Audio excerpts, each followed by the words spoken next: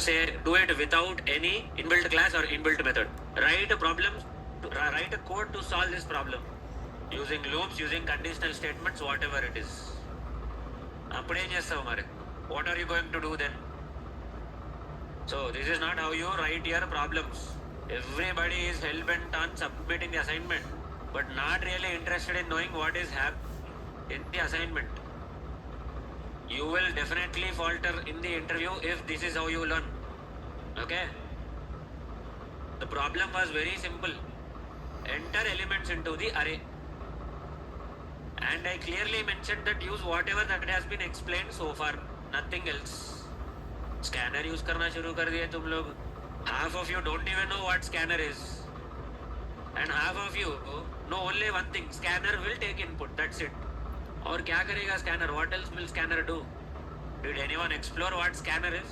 Those who wrote scanner, can anyone tell me what happens in scanner? What is the code that you write in scanner? What is scanner actually? What are its methods? Can anyone tell me? Not possible. What is the point in writing the assignment? What are you trying to learn here by submitting an assignment which you did not write by yourself? No point. And those who have written the array assignment without any scanner, good job. Good job. Without scanner, if you have written the array assignment, decent job. You are on track. Don't worry. You will learn it when the time comes. Next, let's build the project and see what is happening. Okay, project built successfully. Cool. Arpita, this is for you too.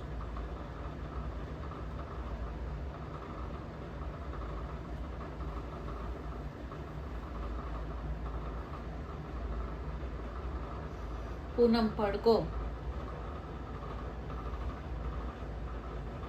Where is your package? मेन में रहना है कि main जावा में रहना चाहिए? कहाँ पे है? अब देखो क्या होगा. What will happen now? Let's see what will happen if you put it like that. ठीक है? फैक्टोरियल लिखे, फॉर लूप लिखे, प्रैक्टिस लिखे, प्राइमरी लिखे, लेकिन असाइनमेंट तो नहीं लिखे. There are 4 problems or 4 Java programs that you have written, but none of them are the assignments that I have given to you. ठीक है, जाने दो. Let's see if this is going to execute. Right click करने पे, are you getting the run option? At least check तो करना था पहले, submission करने से पहले. See, क्या बोल रहा है यहाँ पे? Java file is located outside of the module source root. SRC के बाहर है. Source root मतलब neither in your SRC main Java nor in SRC test Java. It is in SRC main but not inside the Java folder. If it is not inside the Java folder, it will not execute. So there is literally no point in writing this program, because this will neither be considered during your build nor they will be considered during your execution. ना execute हो पाएगा, ना build हो पाएगा, ना compilation errors आएंगे, कुछ भी नहीं आएंगे इसमें.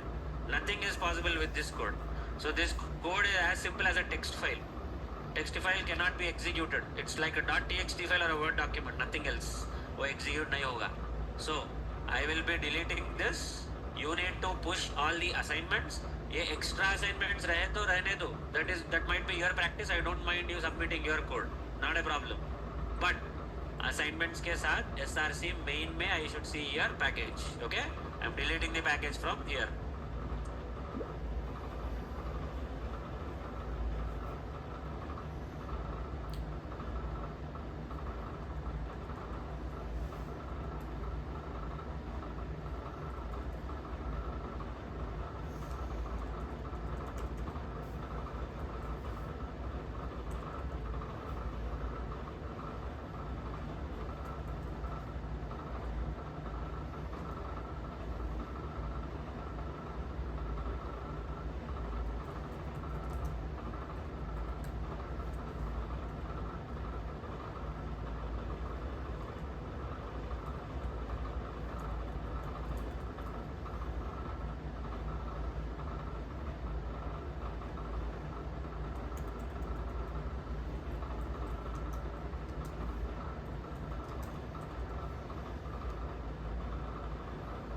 रचना ओनली वन असाइनमेंट. क्या चेक करूँ भाई इसमें? वन असाइनमेंट में 3 असाइनमेंट दिया था, एक ही सबमिट करे. अभी चेक भी क्या करूँ इसमें मैं? Every single one of you has pretty much used the same logic for the same thing. With a majority of you have found the same piece of for loop inside for loop. Now it is good. It is good that you have written for loop inside for loop. Very good. But I am really surprised to know or to understand how many iterations is this taking for you. Can anyone tell me how many iterations this is taking for you? How many iterations will both these loops execute for? అదే ఏంది n into n ఏంది? What is n into n here? How many iterations will this take? Every one of you has written the same code.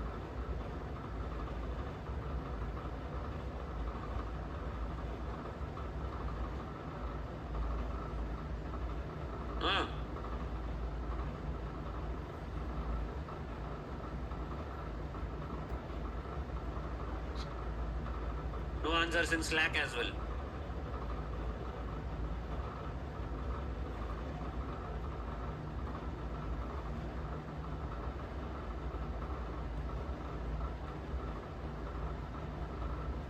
How many iterations is this nested loop going to execute for?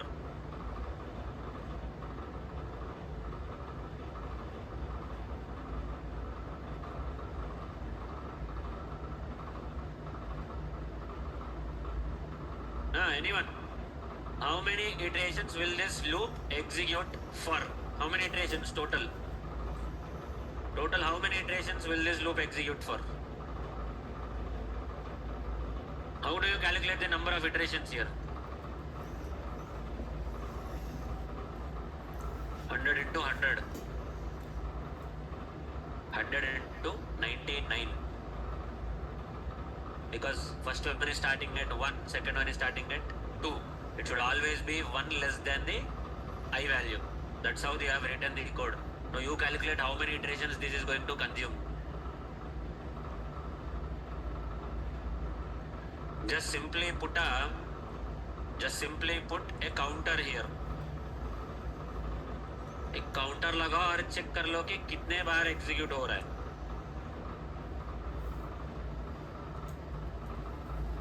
Okay, and put a counter and check how many times is this loop executing for.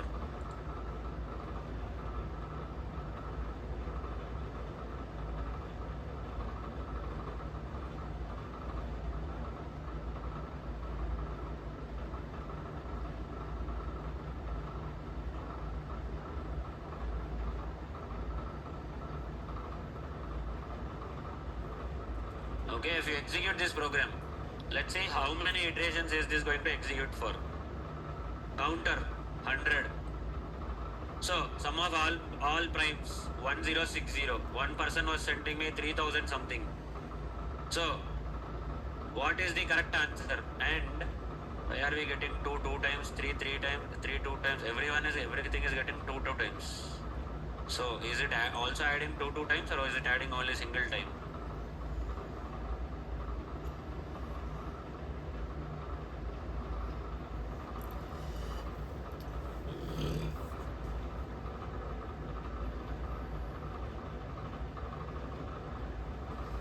What is the answer that you guys got? Are you also getting the same thing? Are you also getting 1060 only? Okay, cool. So if you observe here, 100 times. Okay, the entire loop is executing for 100 times, not 100 into 100 or 100 into 99. Okay, so of course you can put a counter at a different place and you'll get a different answer. Nothing wrong in that, in you assuming that ये 100 है and this will be 99. Your thought process I understood. You took into consideration a nested loop. हाँ ठीक है, no problem. कुछ तो याद है at least. कुछ तो याद है. Blindly करने से बेहतर है कि तुझे कुछ तो याद है, वो तो बेहतर है. So is everyone getting 1060 only? Sure, huh?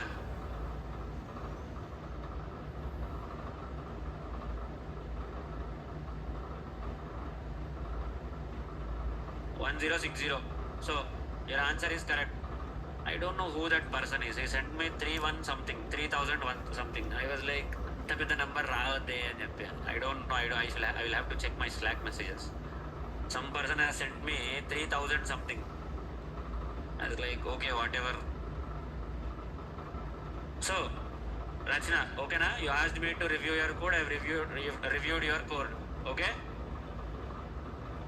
I combine both programs in one program. Okay, let me see where the other program is. But there is only one program here. Prime number. This is all a single program only. I did not ask you to do. These are not two separate problems. Find the primes between 1 to 100, add their sum and count how many primes are there. This entire thing was only one problem. That's it.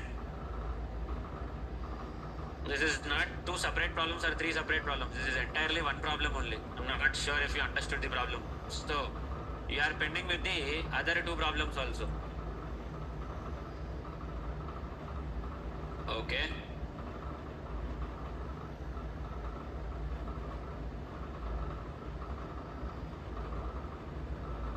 फिर से यही SQRT.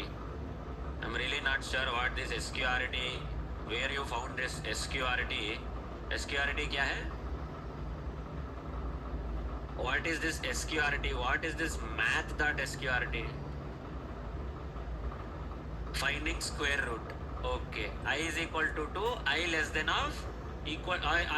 or equal to square root of 2. Okay. So, care to explain how this is verifying the prime number?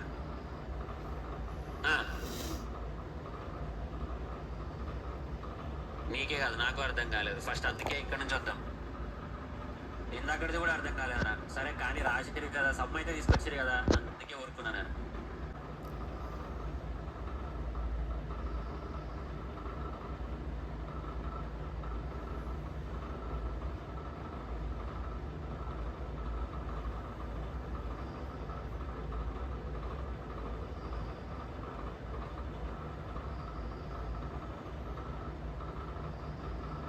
Let's see कौन है तुम्हारा dealer, देखेंगे यहाँ पे. This is exactly how you guys have written. Exactly how each and every one of you have written. But okay, ठीक है. At least we can be confident कि ठीक है.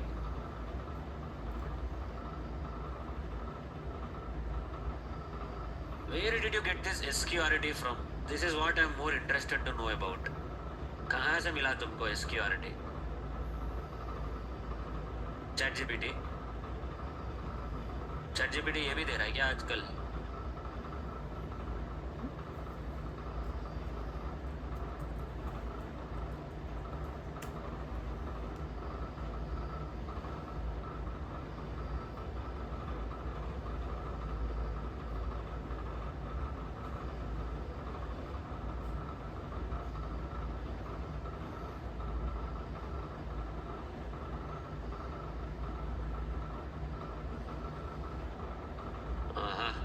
यहाँ से मिला. Now I appreciate you for searching the program and writing it, but if you're not able to explain what is this, you can't really explain this to the interviewer also.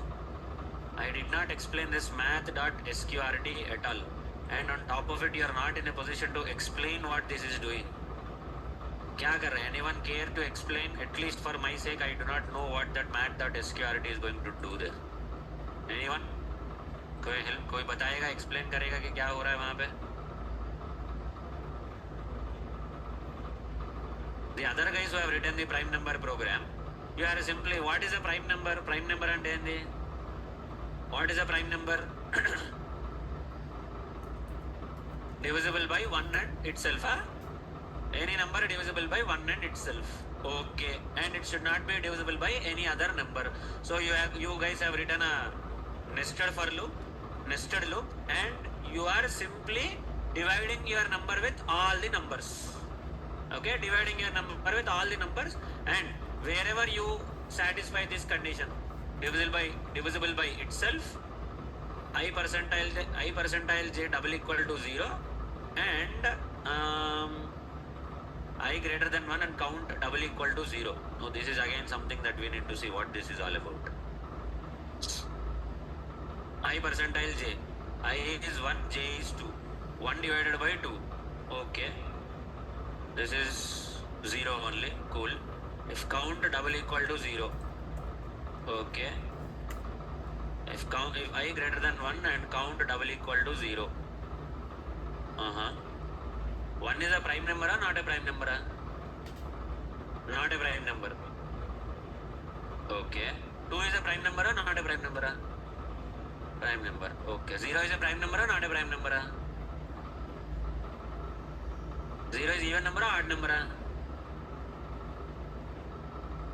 10 లో 0 ఉంది కదా, మరి ఈవెన్ నెంబర్ అవ్వచ్చు కదా.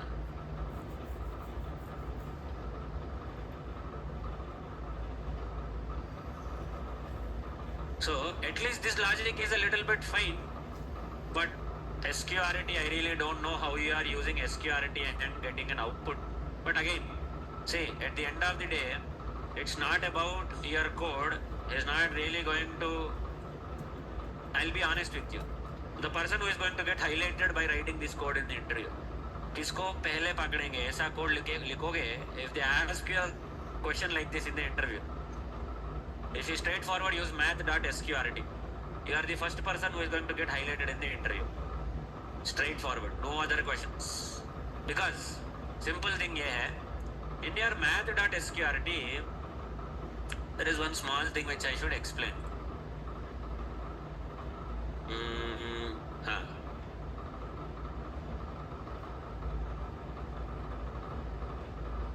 We'll first start asking you what is this math all about. Okay, now if you put a cursor, it says that math is a class. Okay, cool, not a problem. But what does this math.sqrt do and how does it fit into our problem statement? That will be the first question. And the second thing that he will do not use this math.sqrt and write your problem, write your program. This is what he is going to say. So what math.sqrt is doing there is, it's like a shortcut for you to find out your prime number, list of prime numbers. You are basically going through a shortcut rather than solving the problem. Simple. There will be some other cases where you need an import statement. Example.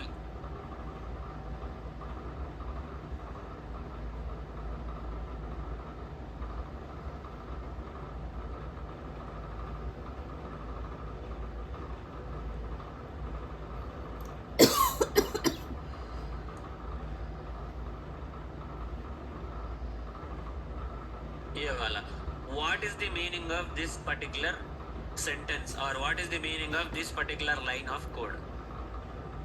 IntelliJ, ach gaye, you're able to write the code. IntelliJ takes care of this particular piece of itself. Then what will you do in the interview? Interview mein kya karega fir? Now I will be explaining scanner however for you. It's a part of our course content. I'll explain what this import is, what scanner is, I'll explain. Now your interviewer is straightforward, because this is IntelliJ. Imports will be managed automatically by IntelliJ. But in your real time, there will not be any IntelliJ, or there will not be any Eclipse. You should be writing in Notepad. And if he is even more a psycho, he is going to ask you to write, copy paste your code, put it in an online compiler and execute the code. Then how are you going to convince your interviewer? Or at that point of time your program will not execute, because your Notepad or Word document do not manage the import statements. If the import statement is missing, simple, I will do the same thing. See, imagine that I have written this code in a Notepad or in an online compiler. Okay, I'll open this online compiler. I'll copy paste here. I'll remove this import, because imports are not automatically managed by a pad document, or even give you any sessions. Imports are not automatically managed by yourself. No.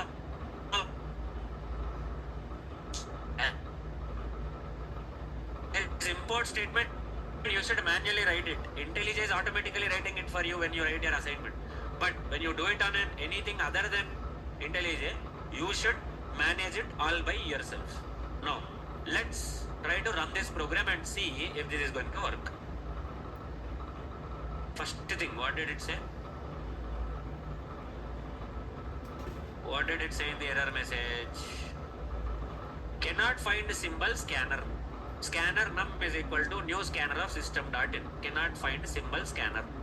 Because the import statement is missing. You did not write the import statement. It does not understand what scanner is. उसको समझ में ही नहीं आ रहा है कि scanner क्या है, what is the meaning of scanner, what does it do. It does not understand. And you don't know why this is not working because you don't know to use import statement. You forgot putting the import statement. IntelliJ was managing the imports automatically for you. Online compiler में नहीं तो Word document में नहीं तो your text file, it will not manage these import statements automatically. You should write the code. What you write is what you get in these kind of compilers and these kind of tools.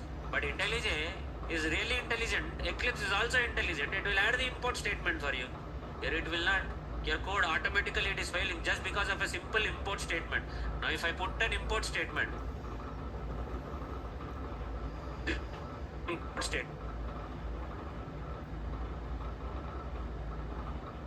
that error will be gone. You will have a different error now. Okay?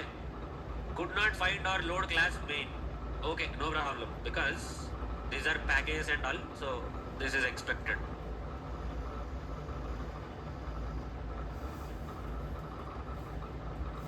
See? Now it is working fine. Why? I have put the import statement. Now who is going to help you all of this in the interview? कौन help करेगा? Of course you will learn import. Of course you are going to learn. Before even I started explaining what this import is, or before even I explain what, and some of you have written for each loop also. मैंने explain भी नहीं किया for each loop. I did not even explain a for each loop yet. Explain क्या है मैंने for each loop? I did not even explain for each loop. I explained only 3 loops. You started using for each loop also.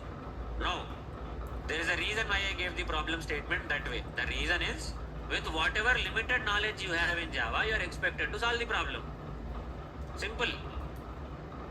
You are restricted. The reason why I restricted you guys in writing this assignment, only with whatever is explained, you will face a similar kind of situation in the interview.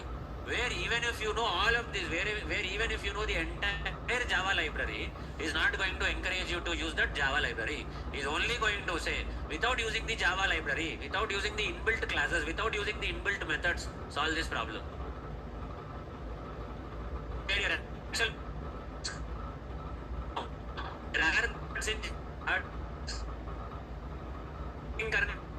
Method, don't have to write searching and sorting again.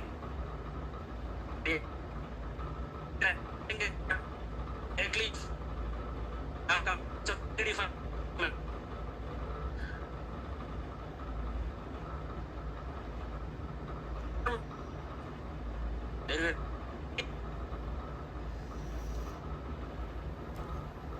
there will be inbuilt methods in JDK which can be used and reduce the amount of time required for coding. If it is already present, why will you write your code? Let's say you want to convert a string to lowercase. I got a very interesting problem in the interview once. You want to convert a string to lowercase, complete lowercase. There is a method straightforward in your Java. What is that method? In strings, there is a method called as to lowercase. If you use the is but lowercase. If you to convert to uppercase to uppercase, the method is. Use it, it will get converted to uppercase. The entire string will get converted to uppercase. But if he asks you a similar question in the interview, and if you straightforward start using this method, do you really think he is an idiot that he is going to give you that kind of a problem in the most deciding interview of your life? Do you really think he is that kind of an idiot that he doesn't know that there is an inbuilt 2 lowercase or 2 uppercase method in your Java? You write it. You write the code like that and you will see this is the lowercase. बहुत हुशारी दिखाएंगे हम लोग. We will simply this is the lowercase with it line 6 lines solved. You will say, but he will not accept. He wants to see what your problem solving is. How will you convert this string to lowercase or to uppercase without using any of these inbuilt methods? If I ask you to create a method for yourself, how are you going to create it? Create and show me. This is what he will ask. Now, not even ChatGPT can give you answer for that. You'll have to give a lot of prompts to ChatGPT. अभी अगर तुमको prompt देना है ChatGPT को, you want to copy from ChatGPT, at least you need to know what to ask from ChatGPT. ChatGPT से क्या पूछना है तुमको ये भी तो समझ में आना चाहिए. If you want to ask ChatGPT for help, this is the reason why too many inbuilt methods should not be used. In the framework, in the project, you can use all the inbuilt methods only. Nobody is really interested in writing a 10-20 lines of code just to convert to lowercase. You are wasting time by doing all of this in your real-time project. But when it comes to interview, is not concerned ki how many Java methods do you remember, how many Java classes do you remember. Is more concerned about how you are solving the problem, what is your problem solving approach. If I give you a problem statement altogether, are you going to go and search on Google or ChatGPT, or are you going to put your brains and solve it? This is what is more interested in knowing about. ChatGPT can give you excellent answer than you, but you should know what prompt to give to ChatGPT. उससे क्या पूछना है वो name अड़गा ले. What to expect from ChatGPT, you should have that idea. If you don't have that idea, no amount of ChatGPT or Gemini is going to help you out. I was simply surprised by looking at this kind of code yesterday. But again, I thought you must have had some idea before writing this kind of a code. Anyways, do not use inbuilt methods when I ask you not to do so. अरे मैंने explain ही नहीं करा scanner को. I did not even expect that you will use scanner. I did not even explain math.sqrt. Math class I did not even explain it. I did not even expect that you guys are going to use math.sqrt. And on top of it, majority of you are not able to explain what you are talking. Genuinely written, maybe you have understood what you are doing. In that case, write documentation. I will tell you how to write documentation in the code. If you are not able to remember your code just in a matter of 2 days, then it's going to be very difficult for you if you sit in a code review. Code ask you of your code. This is exactly how your code review meeting is going to be. They literally put you responsible for the entire framework and they'll ask you, what did you write? What is the meaning of this code? Why did you write like this? Why can't you modify your code? Rather than writing 100 lines of code, why can't you close this within 20 lines or 30 lines? Why are you wasting a lot of code? Or why are you duplicating the code? They'll ask you all these kind of questions. You should be willing to answer. You should be ready to answer. Now, some of you must have genuinely written assignment. I agree. I'm telling you. Very, very bad. So write documentation so that you don't forget what you have written. Write documentation, no problem. Nothing wrong in writing documentation. In fact, documentation is a good habit. Start writing documentation about whatever assignment that you are doing and what is your code doing. Put a small disclaimer there so that तुमको भी याद आ जाए. If you, by looking the code, you might not understand. Even if I look at your code, I will not understand immediately. If you put a documentation, a very clear documentation, that would be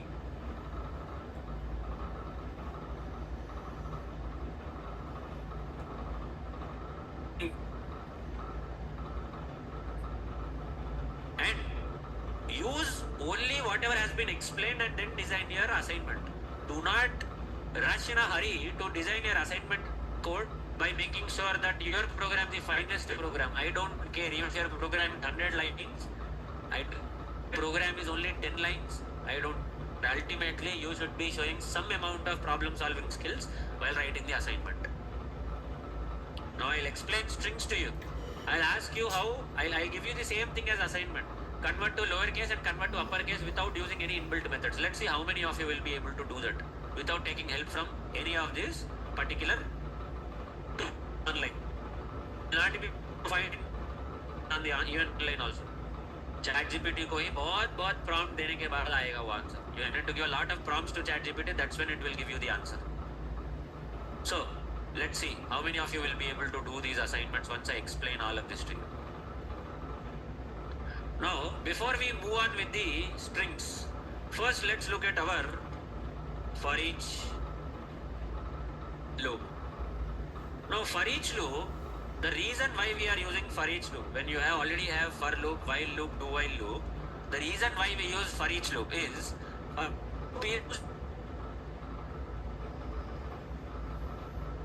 what data structure of you only know about arrays. That's the only data structure we have discussed so far. For each loop should be only used when there is a data structure. You cannot use for each loop in any other situation, because for each loop is not like your conventional loops where there is a starting point, ending point, number of iterations. This kind of a conventional loop and its logics are not applicable with your for each loop. For each loop is entirely different. It should be used only with a data structure, whatever data structure it may be. It can be a set, it can be a map, it can be a list, it can be an array, it can be anything. Basically, only for data structures you are going to use for each loop. For array, you can use for loop, while loop, do while loop. Along with that, you use even for each loop. So not a problem. So, what is the drawback of using for loop for an array? What is the drawback of using a for loop for an array? In the meantime, I'll declare an array.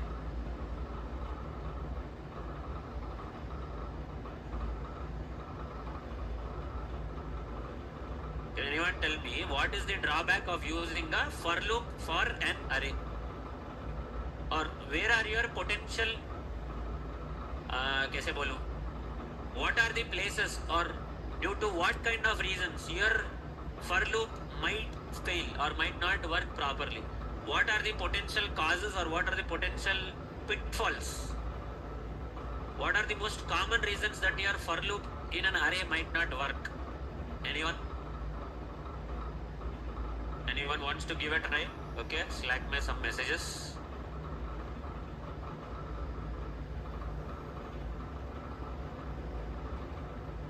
Maliappa? Insertion వదిలేసే. Let's talk about retrieval. If I declare a dynamic array like this, then you don't have to worry about insertion.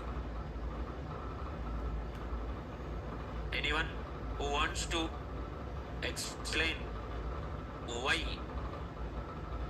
your for loop might fail or your for loop might not work properly in your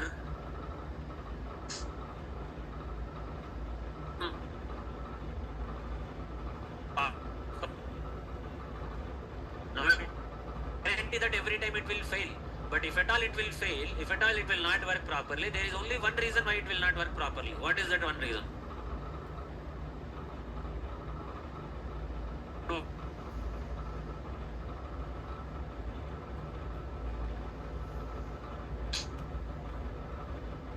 అంతే retrieval గురించి మాత్రమే మాట్లాడదాం. Let's not worry about insertion, updation, deletion.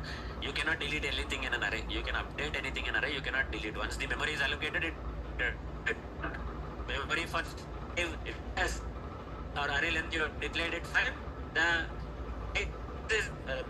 size number is accordingly allocated. You cannot delete anything from the array. Even if you don't insert anything, the default integer value 0 will be present in all the integer indexes. So if the array is created, it is created. There is no way you can delete an array. Okay, we need to know the index positions to retrieve the data. So what might be, if you can explain a little bit more, how do you think your code is going to fail in that case?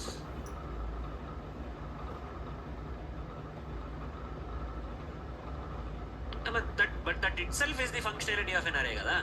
You cannot retrieve the entire array. You can retrieve individual elements from the array based on the index. That itself is the functionality of array. No problem. Here you are not worried about the value. You are worried about the index. Now you don't know at what index what value is there. You don't know that. That's fine. You are retrieving the value with the help of the index. No index anangana answer there kochesnu. When you set index as the reason, you're almost there in the answer. The problem with your for loop when you're using an array is if you don't calculate the ending point or last index of the array properly. Because every time what you are doing in your for loop, especially in your arrays here, you are hard coding the endpoint like this: I is equal to 0, I less than 5 like this. I told you that if the array is a dynamic array like this, If the array is a dynamic array like this, where you can keep on adding elements, if you hard code your endpoints, it's going to be a mistake. It's going to be a little bit problematic for you. So to overcome that, what did we do? Rather than putting the endpoint manually by ourselves, what did we do to overcome this situation?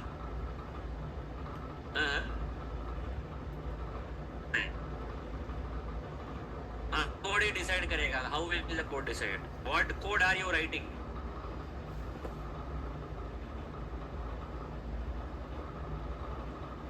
Array dot length. Index is 0, I is equal to 0, I less than array dot length. Array size is 5, let's assume. Index number starts from 0, ends at 4, so that is why I is equal to 0, I less than array dot length. I is equal to 0, I less than 5. 0, 1, 2, 3, 4, khatam, your loop is done. So you will have to be very careful with your indexes. If you don't give your indexes properly, done, over. Either you will be retrieving only limited numbers from them. Let's say this array size is length is 5. So tomorrow if you are only one more to your existing you will have to write array dot length. Now if you don't write array dot length, and on top of it, if you don't take the starting index as 0, you took the starting index as 1 by mistake, your loop is gone. Not retrieve all the values properly from the array, because it's a game of your indexes. You don't put the indexes properly, your array program is gone. Now that is very basic. Array index starts from 0 is a very basic thing. But what if you don't remember that? If you start from 1 as the index, you are starting from the second element basically. So you are done. So that is why for loop and an array is a recipe for a disaster sometimes if you are confused with your indexes. If you are really not thorough with your indexes, what is happening in indexes, if you don't understand that, then your for loop and array are a recipe for a disaster. But what if you want to write a for each loop? For each loop you don't have to mention. For each loop also has the same keyword for only. उसमें भी for ही रहेगा. So for each loop, how do you identify for each loop? Simple. In a for each loop, first, what is the data type of this particular array? What is the data type of this array? Integer. What is the name of the array? What is the name of the array? A. How many numbers are there? What will be the length of the array? 5. So you can simply, since the array is integer data type, in the for each loop, create a variable, a local variable, which is also of the same data type, int b, and this colon is to a. What is happening here? Simple. In each iteration, you don't have to mention the starting point of the array, you don't have to mention the ending point of the array, whatever may be the size of the array. You are not even dealing with indexes also here. Indexes का भी जरूरत नहीं है. When you cannot retrieve any element from any data set without index, I mean, you want to retrieve the element, but there is no index for you in that data structure, then for loop is useless. For loop will not come into picture if there is no index in that particular data structure. Set select loop, there are no index for it. Second terms, there are no indexes. Element inserted randomly. How will you retrieve? Here in arrays, and even to certain extent, even your lists also, there are indexes present. Index number 0, index number 1, index number 2, 3, whatever it is. So based on the index, you will retrieve the value, which is cool. But what if there is no index? There are data structures where there is no index also. So in that case, how are you going to retrieve? This is how you are going to retrieve using the for each loop. So here you are not mentioning what is the starting point of the loop, ending point of the loop, how many iterations are there, you are not saying. This is also like your, you can say that in some ways this is similar to your while loop, where you do not mention the starting point, you do not mention the ending point, you do not mention how many iterations you have. You are simply writing this code, that's it. So what does this piece of code do? For every iteration, it will bring out one element from the array and it will assign it to variable b. So if I want to print the values of the array, what should I put in my print statement? I should put b, because every iteration, your loop, your for each loop, it is bringing out one element from the array, then it will be in your variable A and it is being assigned to your variable B. Each time one element will come out and it will be assigned to B. Whatever you want to do with that variable B, you can do. I want just to print that value, that's it. And after that, again the next element, again the next element, again the next element. It will keep on executing the loop unless there is an element beside it. 9 के बाजू में just beside 9 there is 8, so the loop will continue. 8 के beside में there is 7, loop will continue. 7 के beside there is 6, loop will continue. 6 के बाजू में there is 5, loop will continue. After 5 there is no element after 5. 5 is the last element. So it will keep on executing until there is no element left beside the element.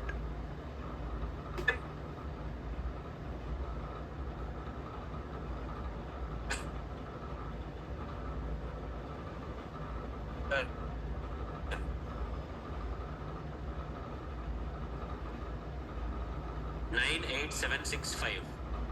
So it is not worried about the starting point, ending point, number of iterations. All it is worried is there any element present beside my array element or not? 9, first it will start at 9. 9 will be assigned to variable B. It will do whatever it wants to do with B. I am just printing value B. Now it will immediately check in 9 ke baaju mein, just beside 9 is there any element? If yes, loop will continue and that value will be assigned to B. Same thing will happen in the loop again. Same thing again. 8 ke baaju mein, just beside 8 is there any element? If there is any element, loop will continue. Next 7 ke baaju mein, 6 ke baaju mein. Now after it completes 6 and when it reaches 5, it will execute the loop for even 5 also. When it completes the iteration, 5th iteration even for last value in the array, it will again check if there is an element beside 5 or not.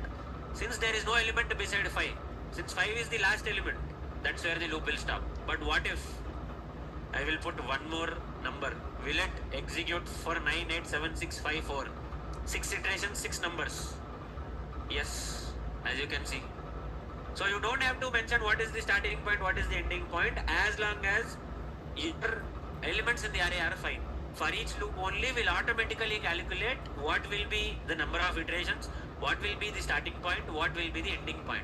But there is one major drawback with your for each loop.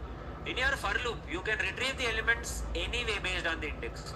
You want to retrieve only even indexes, you can retrieve only elements present on even number index. And 2, 4, 6, 8 indexes, you can retrieve only from those indexes. Or you want to retrieve from only odd number indexes, 1, 3, 5, 7, 9, 11, you can even retrieve because it's a game of indexes, that's it. The index that you pass will be retrieved in your for loop. You want to retrieve the elements in reverse order, you can retrieve the elements in reverse order because you will give length minus 1 as the first index. Antene kada? Length minus 1 is the first index for you if you want to retrieve in reverse order. But you cannot do all of that with your for each loop. It can access elements only from left to right, starting element to last element. If you want to retrieve it in reverse order, it cannot. If you want to retrieve only even indexes, it cannot. You want to retrieve only odd indexes, you cannot. Because this is not a game of your indexes. It's a very sequential way of retrieving or interacting with the elements. Sequential traversing. Traversing ante moving from one element to another. In a proper sequence from left to right, it is going to traverse. And it cannot retrieve elements in order. It can retrieve elements on a particular index. Index based retrievals are completely not possible with your for each loop. Whereas your for loop, while loop, do while loop, you can do whatever you want if you know the indexes. That's the difference between your for loop and for each loop. Understood everyone or any query? Take 2 minutes, no problem. Take 2 minutes, look at this code and tell me if you have any queries.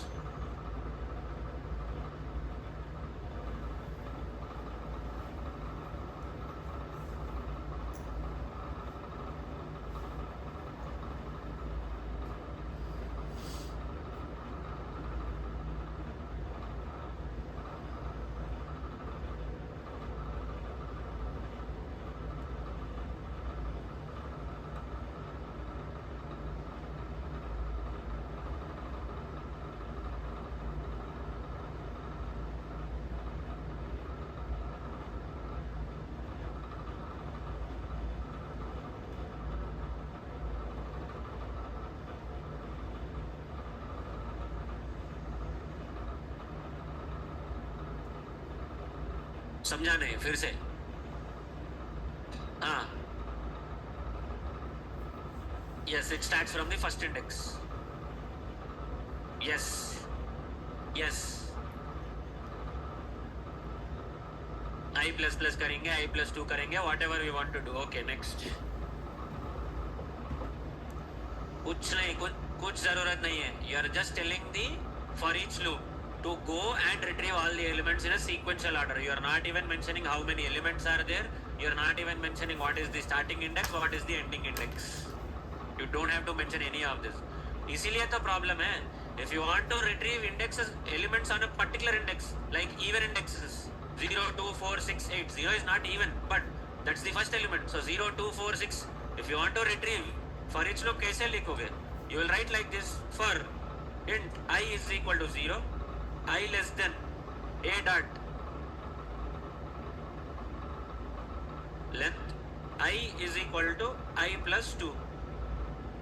It will retrieve elements from only even indexes.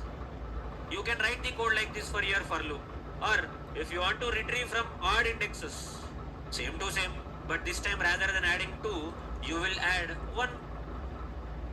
So,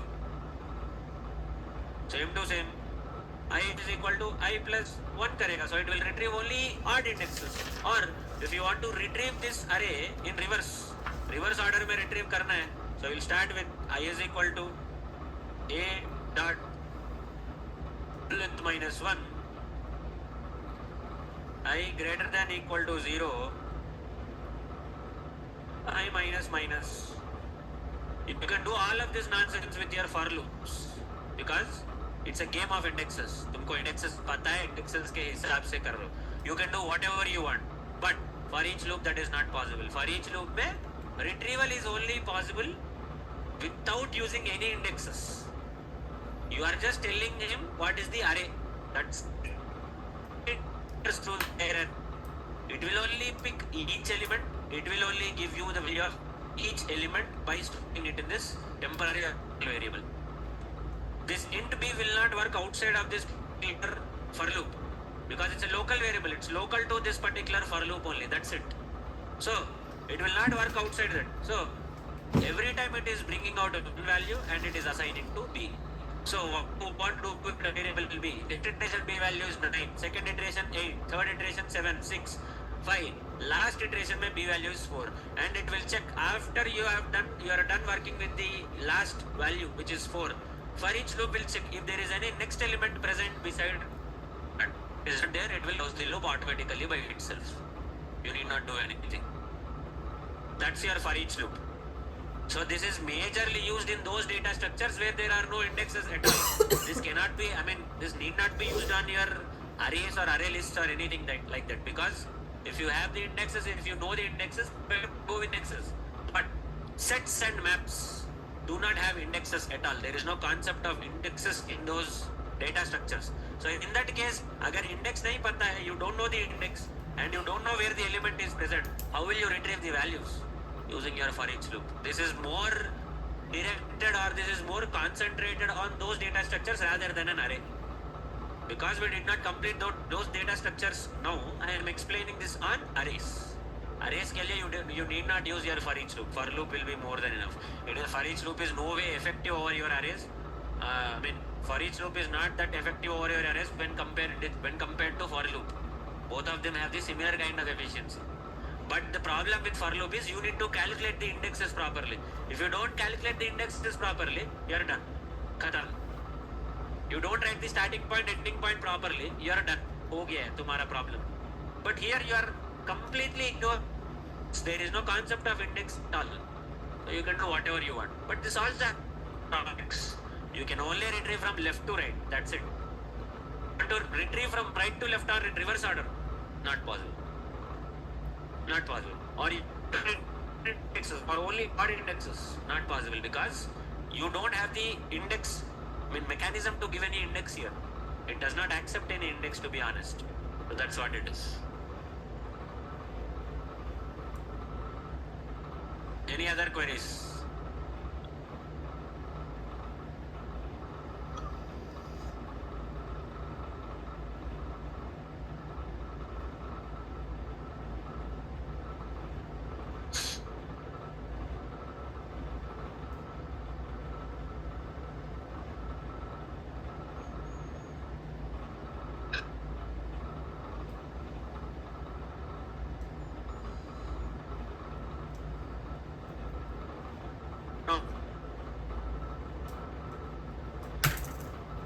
into your strings. So, as you already know, strings will be in double quotes. So, if you want to use your strings, either you can declare your variable like this, string s is equal to, in double quotes, whatever string that you want to use. So strings are a collection of characters, group of characters. Of course, you can even put your string like this, only letter H. You can put it like that and still H is not a character. It's considered as a string because you're using double quotes. So that is why strings are nothing but group of characters, okay? Combination of multiple characters. Now, in strings, what is the most important topic that I need to concentrate on? Strings mein most important concept that you need to concentrate on are the inbuilt methods that you have in Java. Now, what are those important methods? Before we understand that, there is this way of declaring a string as well. String ss is equal to new string, just like how you have created an object. Most commonly, we will be using the first way because it's a concise way, short notation. So we'll use the first one only. Now, what are those methods? What do the methods do?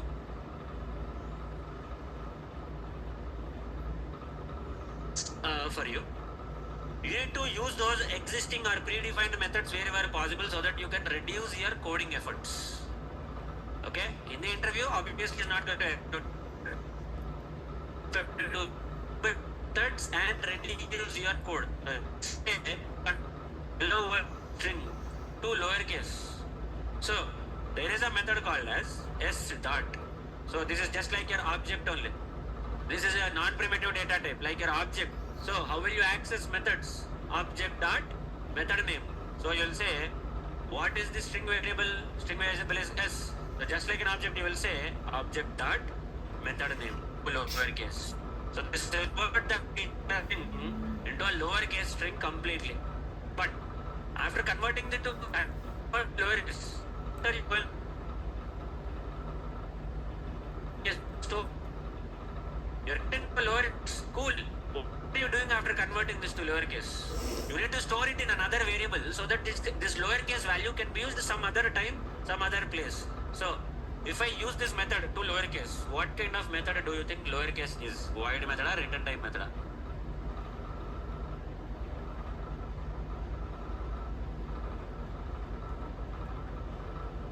Void or return type? Return type. What is the return value?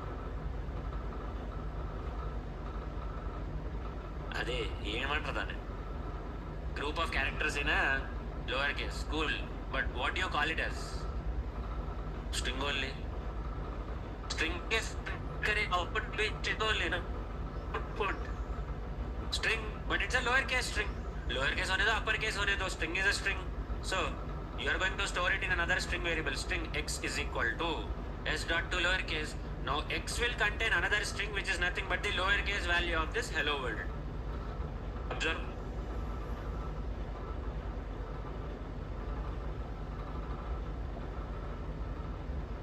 See the rate.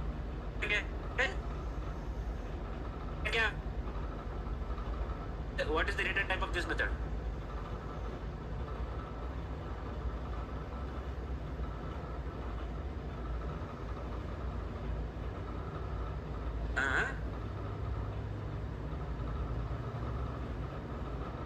What is the return type? इसमें नहीं in general पूछ रहा हूँ what is the return type?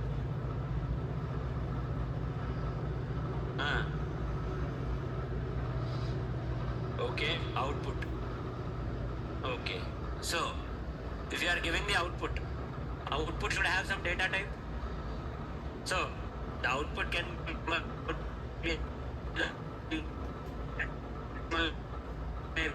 but the out that type return types are nothing but you have already learned it in the return type methods, right? इसमें already पढ़े हैं तुम लोग. You already learned this. What is the return type doing here? It is giving you a certain value of a certain data type.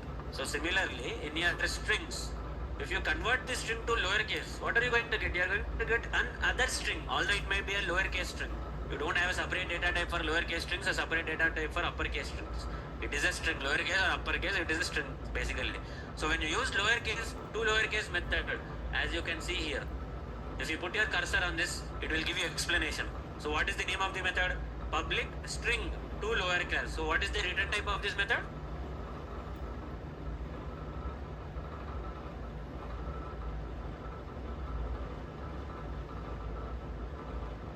What is the data type of this lowercase method?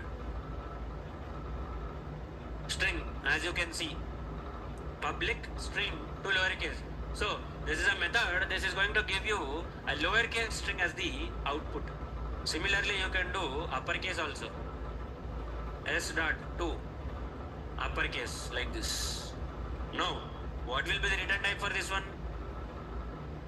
String only. In some other way, I'll say.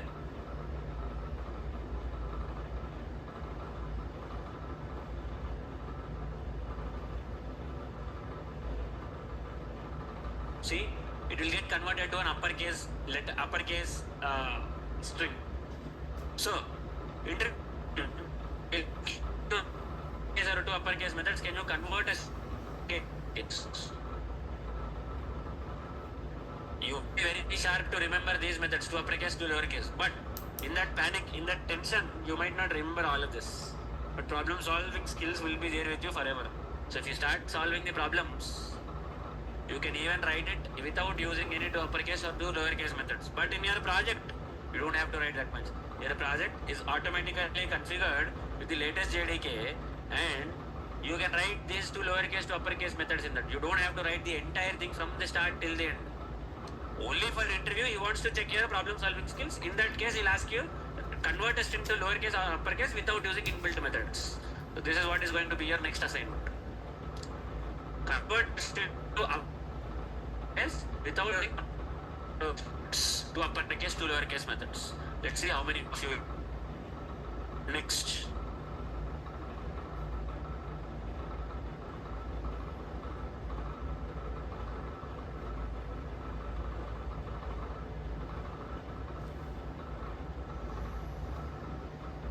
So complete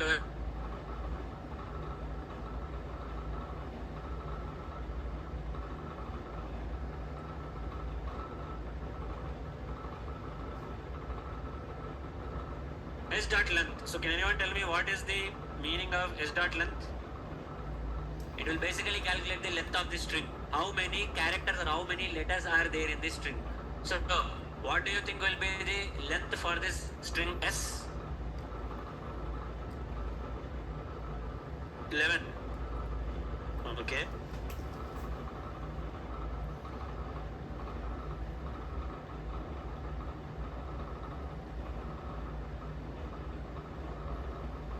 Yeah, 11 is what you said. Length of the string is 11. How are you saying it is 11? Acha, including space. So let's see. So hello is 5 letters. Space is 6. World is another 5, 11, exclamation symbols 4, 15. That is the length of the array. 15 is the length of the array. There are 15 characters in the string. So the length of the string is 15. So what is the return type of this length method? What will be the return type? The data type of the output. What is the data type of the output? Integer. So you'll simply say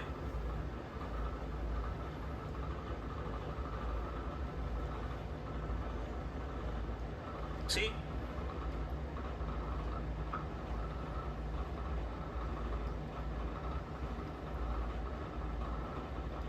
Z. Let's see what will be the length of the string.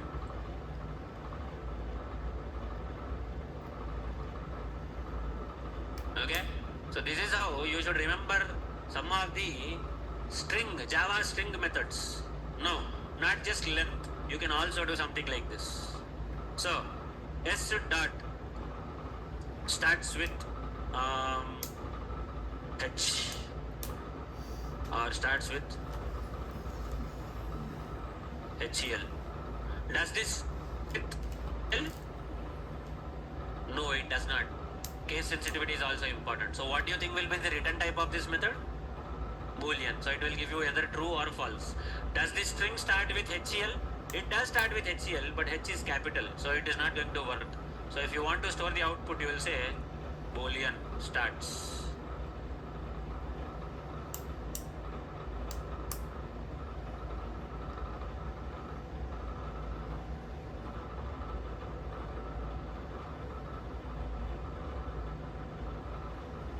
Okay, this is how you will store your starts with. Similarly, you have ends with also. Just like starts with, there is ends with also. So S dot ends with. Does it end with the exclamation? If it ends with an exclamation, you can again store it in Boolean. Ends is equal to. So if you want to print starts and ends, let's see. System.out.println starts.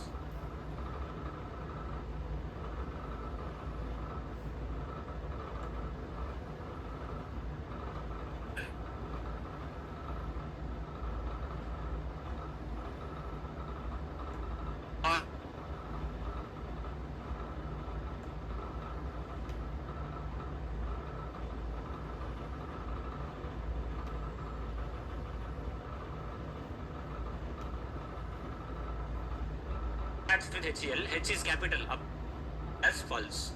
Ends with exclamatory, yes, it is ending with exclamatory, so that is why you got true. So starts with and ends with are Boolean data type. So you used strings, you got another string as the return type, you got integer as the return type, you got Boolean also as the return type. So after you perform the return type, the data type of the output, that is what is very important for you. Now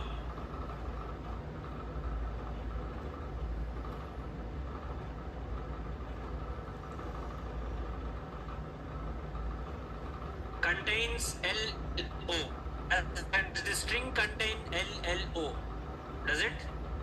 Yes. So what will be the data type or return type for this? Boolean. So Boolean.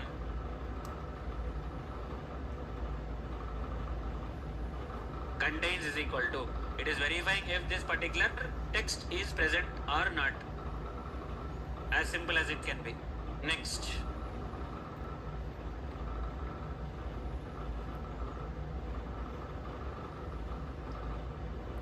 Okay, next one.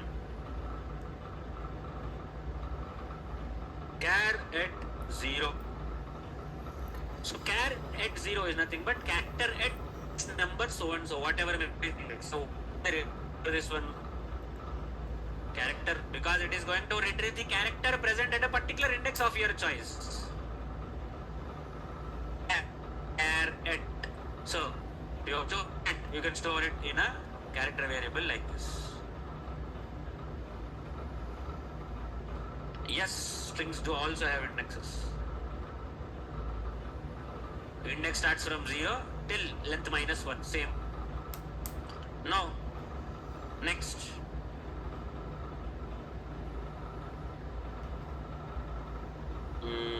చెప్తాం టైంలో ఈ టైంలో ఇంకేం చెప్పచ్చు కాన్కాటినేట్ concat. So concat is nothing but joining two strings. Hello world, 4 exclamations are already there. I will put hi like this. So what will be the return type of this particular method? String only. You are joining two strings. What will you get? String. Obviously string A is equal to concat, and then I will say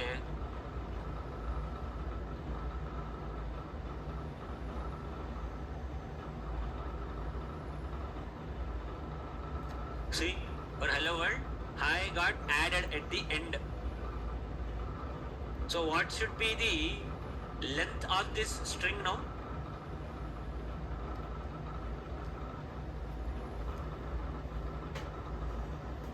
20.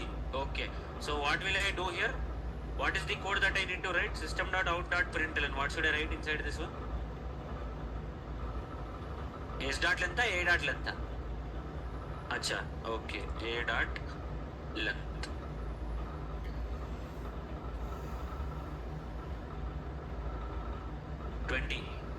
But what if you do S dot length? You're going to get 15 only. Because after updating, you're storing it in a different variable. So that variable will hold the new value. So you should calculate the length for the new variable, not the old variable. Now, next.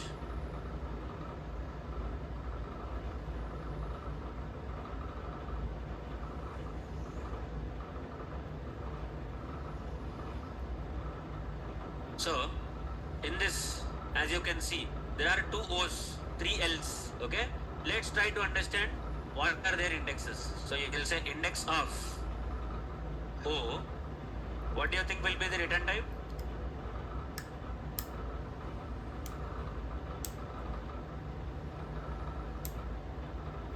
What will be the return type of index of and last index of methods?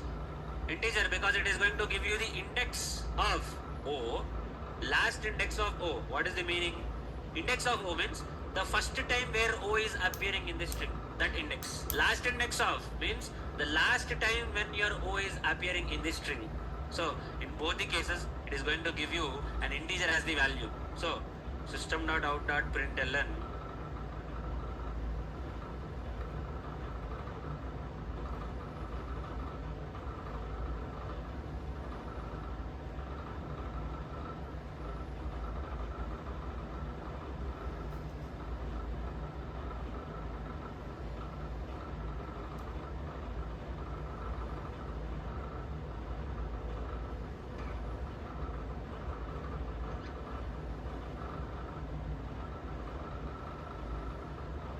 observe.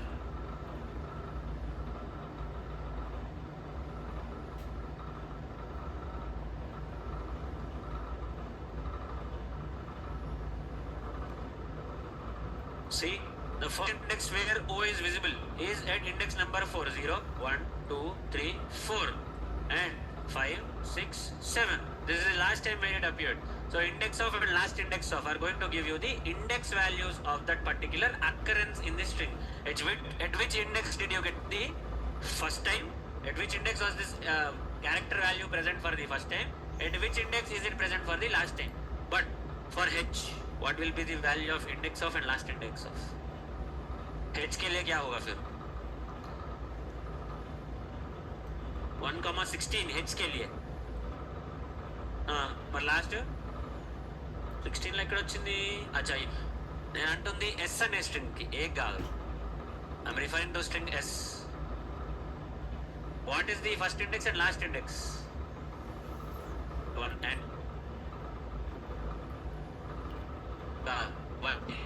first and last time it is visible there only. Hello, H is visible for the first and last time there only. So first index and last index, both of them will be 0 only. So that is how it will be. Now, these are the methods that you need to remember. Now you have lot of other methods also. I am not explaining all of them in a single day. Okay? Take these methods, understand them, use them wherever required.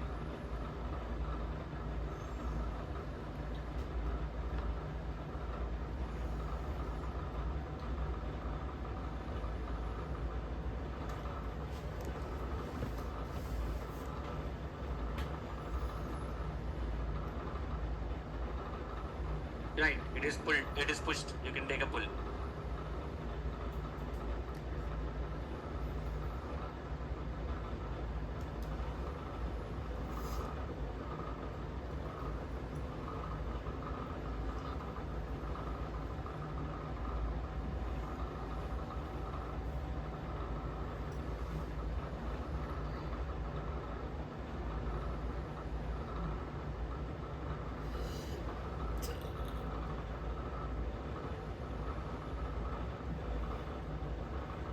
So you need to remember these methods, use these methods and write your Java programs for strings.